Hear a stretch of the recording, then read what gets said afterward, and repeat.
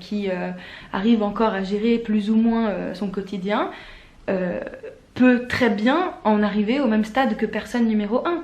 En fait, c'est juste une question de temps. C'est une question de temps, c'est une question de contexte, c'est une question de difficultés rencontrées dans la vie, c'est une question de soutien de l'entourage. Il y a évidemment un tas de facteurs, mais au final, ces personnes ont commencé quelque part.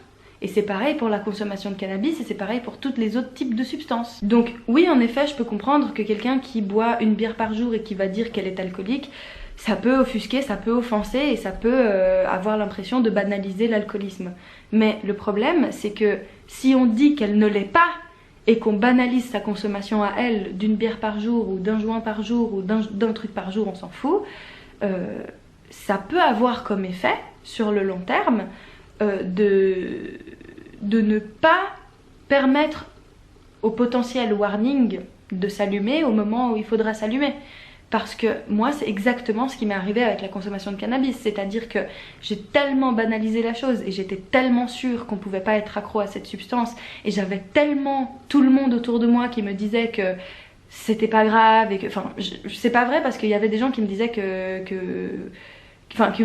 qui m'allumaient les warnings et qui me disaient Caro, ça va pas du tout, il faut que tu fasses attention parce que t'es en train de devenir accro. Mais la majorité des personnes me disaient que j'avais pas de soucis à me faire, que c'était vraiment des conneries de partir du principe que il fallait que je m'inquiète pour ça, etc.